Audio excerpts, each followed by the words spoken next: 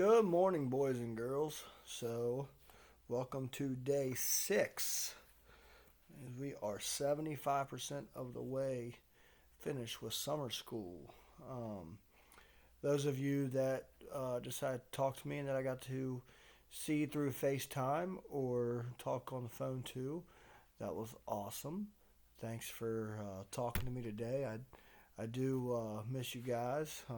Those that didn't talk to me, no big deal. If you guys want to, you can always reach out to me through FaceTime or have your staff send me a text or um, call me. I'm glad we got to discuss the book. We are definitely ahead of schedule. So looking ahead at chapter 4. Chapter 4 is a long chapter. We introduce a lot of the book and a lot of this about what the book is about comes up in this chapter. So it is a long chapter. So we're going to split this into 2 days. Um, so before we get started, if you get your question sheet out, I will read over the questions with you so you guys can go ahead and follow along. So chapter 4, Rulers of Terabithia. What did Leslie offer to give Maybelle? Number 10. How would Jess and Leslie get to their secret place? Number 11.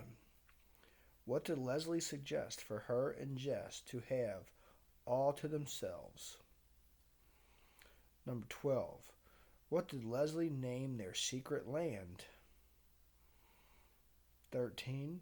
What were Leslie's parents' careers? 14. Why did Leslie's parents want to move to the old Perkins house? And 15. Why couldn't Leslie watch the special about Jacques Cousteau on television? So, those are the questions that we are going to look for in chapter 4. So, with that being said, like I said, I'm only going to read about half the chapter. I looked ahead and I got a stopping point. I don't know if your book gives pictures, which I've said that before, but my book does. So I'm going to stop where the picture is in my book. So it takes us about 13 pages in. And then on day 7, tomorrow, I will finish chapter 4 and relook at some of the questions that we did. Okay, with that being said, we'll go ahead and get started. Chapter 4, Rulers of Terabithia.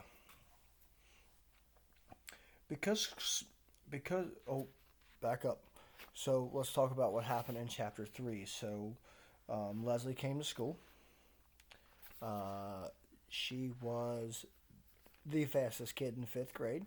She came out to race and beat Jess in his first heat race. And then went on to beat the other guy. I don't even remember his name off the top of my head. Fulcher, Gary Fulcher, that's right. And then, so Jess was kind of upset about that. And then he went on the bus and did something that he's never done, sat next to his sister on the bus. And the bus was kind of loud, so he kind of ignored Leslie trying to say something to him. So he used that noise as an excuse. And then when they got off, something important happened. If you guys didn't catch on, there he watched Jess get off the bus and didn't say anything, and just watched her run to her house. And the only word that he could describe watching her run was beautiful. So that was up to chapter 3. So now let's start chapter 4. Rulers of Terabithia. Because school had started on the first Tuesday after Labor Day, it was a short week. It was a good thing because each day was worse than the day before. Leslie continued to join the boys at recess, and every day she won. By Friday, a number of 4th and 5th grade boys had already drifted away to play King of the Mountain on the slope between the two fields. Since there were only a handful left, they didn't even have to have heats, which took away a lot of the suspense. Running wasn't fun anymore, and it was all Leslie's fault. Jess knew now that he would never be the best runner of the 4th and 5th grades, and his only consolation was that neither would Gary Fulcher. They went through the motions of the contest on Friday, but when it was over and Leslie had won again, everyone sort of knew without saying, so that it was the end of the races. At least it was Friday, and Miss Edmonds was back. The 5th grade had music right after recess. Jess had passed Miss Edmonds in the hall earlier in the day, and she had stopped him and made a fuss over him. "Did you keep drawing this summer?" "Yes'm." "May I see your pictures, or are they private?" Jess shoved his hair off his red forehead. "I'll show you 'em." She smiled her beautiful, even-toothed smile and shook her shining black hair back off her shoulders. "Great," she said. "See you." He nodded and smiled back. Even his toes had felt warm and tingly. Now, as the heat on the rug in the teacher's room, Now, as he sat on the rug in the teacher's room, the same warm feeling swept through him at the sound of her voice. Even her ordinary speaking voice bubbled from rich and melodic. Miss Evans fiddled a minute with her guitar, talking as she tightened the strings to the jingling of her bracelets and the thrumming of her chords. She was in her jeans as usual, and sat there cross-legged in front of them as though that was the way teachers always did. She asked a few of the kids how they were and how their summer had been. They kind of mumbled back. She didn't speak directly to Jess, but she gave him a look with those blue eyes of hers that made him zing like one of the strings she was strumming. She took note of Leslie and asked for an introduction, which one of the girls prettily gave.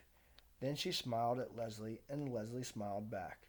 The first time Jess could remember seeing Leslie smile since she won the race on Tuesday. "What do you like to sing, Leslie?" "Oh, anything." Miss Edmonds picked a few odd chords and then began to sing, more quietly than usual for that particular song.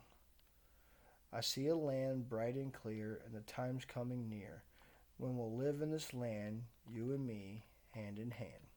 Yeah, I'm not singing. People began to join in, quietly at first to match her mood, but as the song built up at the end, their voices did as well, so that by the time they got to the final, "Free to be you and me," the whole school could hear them. Caught in pure delight of it, Jess turned and his eyes met Leslie's. He smiled at her. What the heck? There wasn't any reason he couldn't. What was he scared of anyhow? Lord, sometimes he acted like the original yellow-bellied sapsucker. He nodded and smiled again. She smiled back. He felt there in the teacher's room that it was the beginning of a new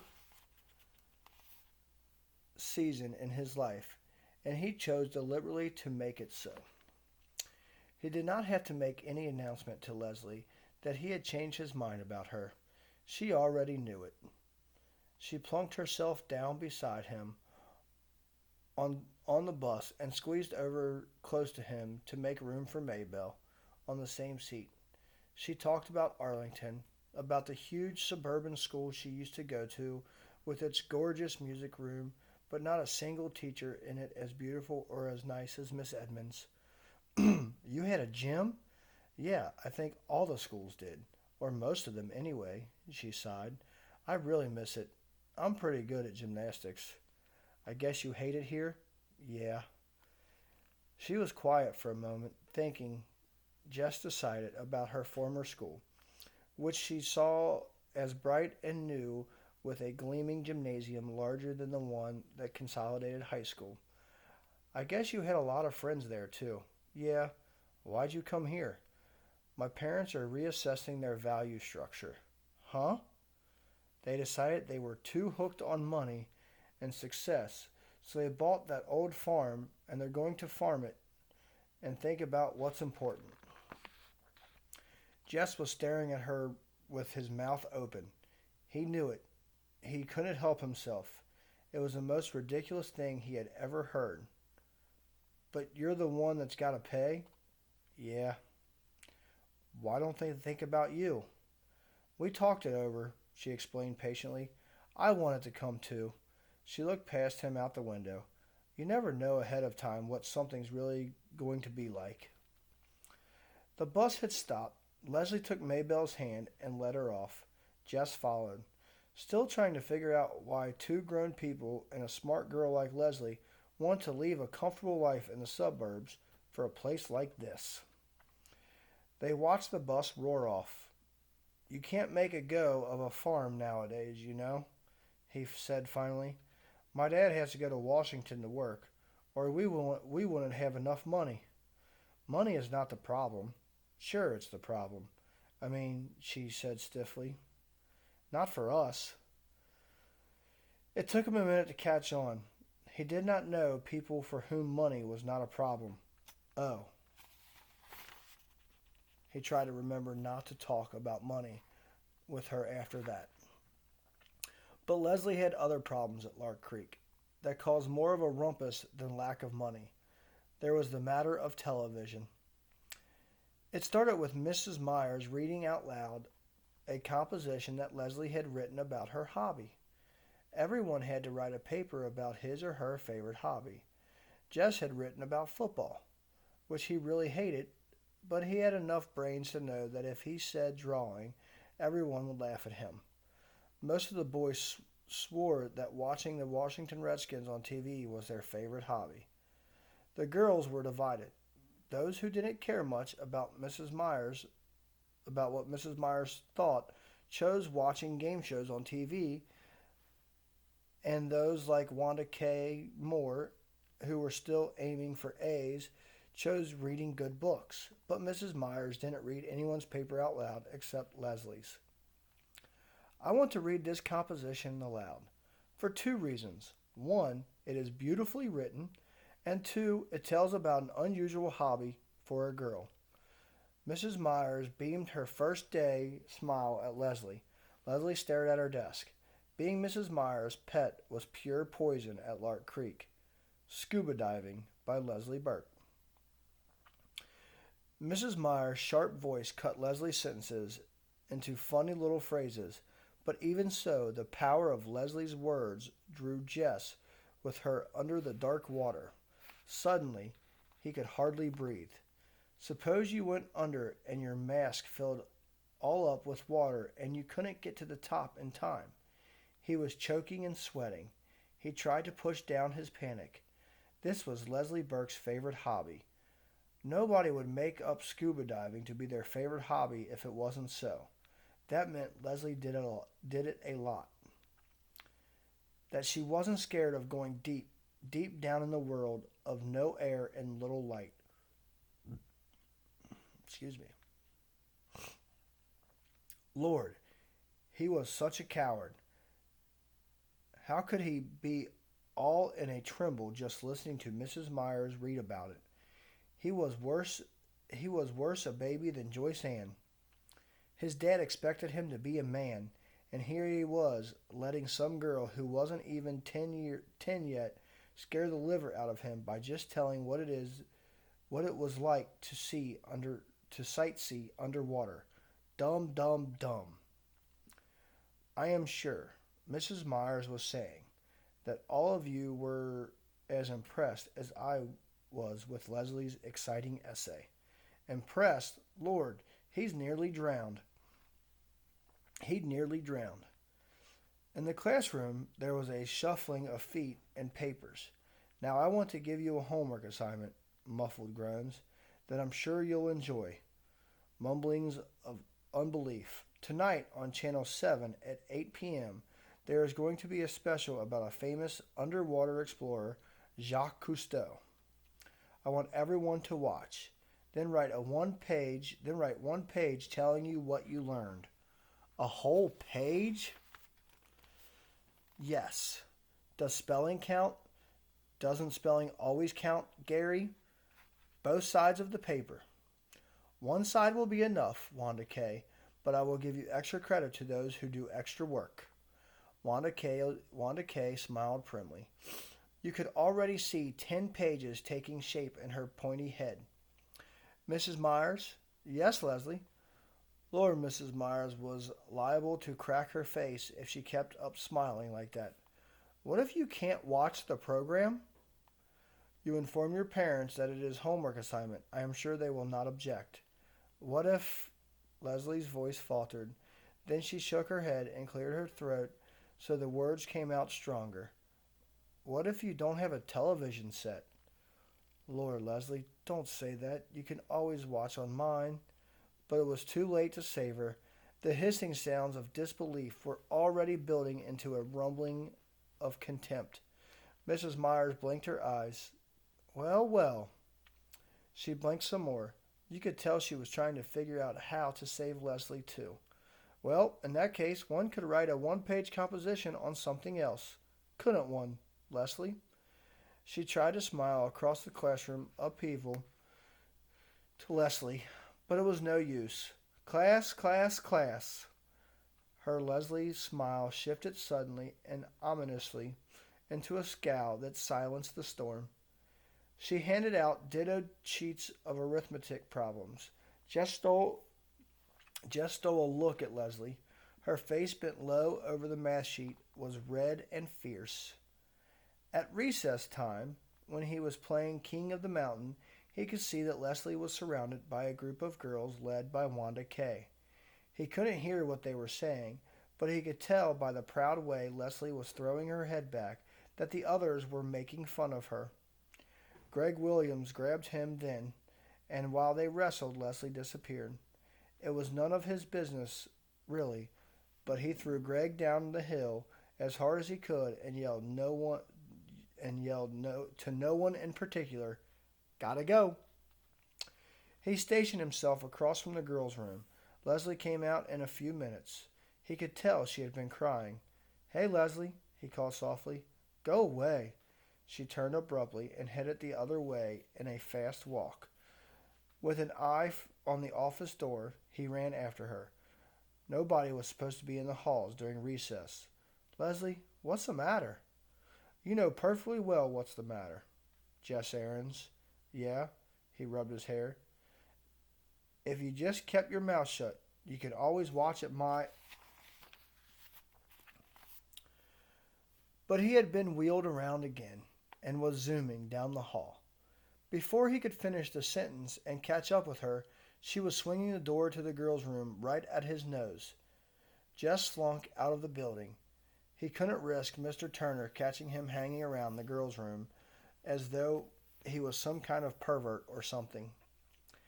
After school, Leslie got on the bus before he did and went straight to the corner of the long back seat, right to the seventh grader's seat. He jerked his head at her to warn her to come farther up front, but she wouldn't even look at him. He could see the seventh graders. Oh, excuse me. He could see the seventh graders headed for the bus. The huge, bossomy girls and the mean, skinny, narrow-eyed boys. They'd kill her for sitting in their territory. He jumped up and ran to the back and grabbed Leslie by the arm. "You gotta come up to your regular seat, Leslie." Even as he spoke, he could feel the bigger kids pushing up behind him and down the narrow aisle.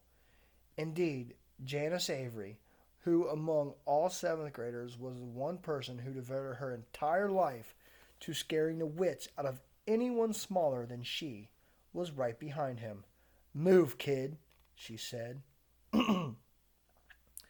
He planted his body as firmly as he could, although his heart was knocking at his Adam's apple.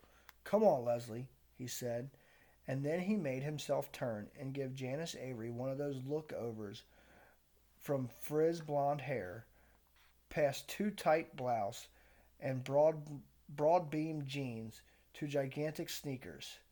When he finished, he swallowed, stared straight up into her scowling face, and said, almost steadily, "Don't look like there'll be room across the back here for you and Janice Avery." Somebody hooted, "Weight Watchers is waiting for you, Janice." Janice's eyes were hate mad, but she moved aside for Jess and Leslie to make their way past her to their regular seat. Leslie glanced back as they sat down, and then leaned over. "She's going to get you for that, Jess. Boys, she is mad." Jess warmed to the tone of respect in Leslie's voice, but but he didn't dare look back. "Heck," he said, "you think I'm going to let some dumb cow like that scare me?" By the time they got off the bus, he could finally send a swallow past his Adam's apple without choking. He even gave a little wave at the back seat as the bus pulled off. Leslie was grinning at him over Maybelle's head. "Well," he said happily, "see ya." "Hey, do you think we could do something this afternoon?" "Me too. I want to do something too," Maybelle shrilled. Jess looked at Leslie. No was in her eyes. "Not this time, Maybelle. Leslie and I got something we got to do just by ourselves today. You can carry my books home and tell Mama I'm over at the Burks, okay? You ain't got nothing to do. You ain't even planned nothing." Leslie came and leaned over Maybelle, putting her hand on the little girl's thin shoulder. "Maybelle, would you like some new paper dolls?" Maybelle slid her eyes around suspiciously. "What kind?" "Life in Colonial America." Maybelle shook her head. "I want Bride or Miss America." "You can pretend these are bride paper dolls. They have lots of beautiful long dresses." "What's the matter with them?" "Nothing. They're brand new. How come you don't want them if they're so great?" "When you're my age," Leslie gave a little sigh, "you just don't play with paper dolls anymore. My grandma sent me these. You know how it is. Grandmothers just forget you're growing up." Maybelle's one living grandmother was in Georgia and never sent her anything. "You already punched them out?" "No, honestly. And all the clothes punch out too. You don't have to use scissors." They could see she was weakening. "How about," Jess began, "you coming down and taking a look at 'em, and if they suit you, you can take 'em along home when you go tell Mama where I am." After they had watched Maybelle tearing up the hill, clutching her new treasure, Jess and Leslie turned and ran over the empty field behind the old Perkins place, and down to the dry creek bed that separated farmland from the woods. There was an old crab apple tree there, just at the bank of the creek bed, from which someone long forgotten had hung a rope. They took turns swinging across the gully on the rope. It was a glorious autumn day, and if you looked up as you swung, it gave you the feeling of floating. Jess leaned back and drank in the rich, clear color of the sky. He was drifting like a fat, white, lazy cloud back and forth across the blue. "Do you know what we need?" Leslie called to him. Intoxicated as he was with the heavens, he couldn't imagine needing anything on earth. "We need a place," she said, "just for us. It would be so secret that we would never tell anyone in the whole world about it." Jess came swinging back and dragged his feet to stop. She lowered her voice almost to a whisper. "It might be a whole secret country," she continued, "and you and I would be the rulers of it." Her words stirred inside him. He liked to be a ruler of something, even something that wasn't real. "Okay," he said. "Where could we have it?" "Over there in the woods where nobody would come and mess it up." There were parts of the woods that Jess did not like.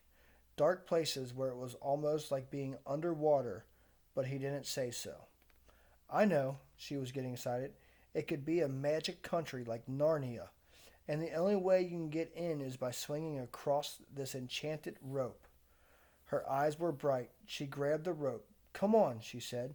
Let's find a place to build our castle stronghold. They had gone only a few yards into the woods beyond the creek, beyond the creek bed when Leslie stopped. How about right there? She asked. Sure. Jess agreed quickly. Relieved that there was no need to plunge deeper into the woods, he would take her there, of course, for he wasn't such a coward that he would mind a little exploring now and then farther in amongst the ever darkening columns of the tall pines. But as a regular thing, as a permanent place, this was where he would choose to be. Here, where the dogwood and the redbud played hide and seek between the oaks and the evergreens, and the sun flung itself in golden streams through the trees to splash warmly at their feet. Sure, he repeated himself, nodding vigorously. The underbrush was dry and would be easy to clear away. The ground was almost level. This would be a good place to build. Leslie named their secret land Terabithia, and she loaned Jess all of her books about Narnia, so he would know how things went in a magic kingdom, how the animals and the trees must be protected, and how a ruler must behave. That was the hard part. When Leslie spoke, the words rolling out so regally, you knew she was a proper queen. He could hardly manage English, much less the poetic language of a king. But he could make stuff. They dragged boards and other materials down from the scrap heap by Miss Bessie's pasture and built their castle stronghold in the place they had found in the woods. Leslie filled a 3-pound coffee can with crackers and dried fruit, and a 1-pound can with strings and nails. They found 5 old Pepsi bottles, which they washed and filled with water, in case, as Leslie said, of siege. Like God in the Bible, they looked at what they had made and found it very good. You should draw a picture of Terabithia for us to hang in the castle, Leslie said. I can't. How could he explain it in a way Leslie would understand? How he yearned to reach out and capture the quivering life about him, and how he tried. It slipped past his fingertips, leaving a dry fossil upon the page. I just can't get the poetry of the trees, he said. She nodded. Don't worry, she said. You will someday. He believed her because there is a shadowy light of stronghold everything seemed possible. Between the two of them, they owned the world and no enemy. Gary Falcher, Wanda K. Moore, Janice Avery, Jess's own fears and insufficiencies, nor any of the foes whom Leslie imagined attacking Terabithia could ever really defeat them. A few days after they finished the castle, Janice Avery fell down in the school bus and yelled that Jess had tripped her as she went past. She made such a fuss that Mrs. Prentice, the driver, ordered Jess off the bus and he had to walk the 3 miles home. When Jess finally got to Terabithia, Leslie was huddled next to one of the cracks below the roof, trying to get enough light to read. There was a picture on the cover which showed a killer whale attacking a dolphin. All right, guys, that is where we're going to stop. We got to the picture. Okay. We're going to stop right there in chapter 4. This has been our longest session yet. So we will continue on tomorrow on day 7. So with that being said, you all enjoy the rest of your day. And I will talk to you later.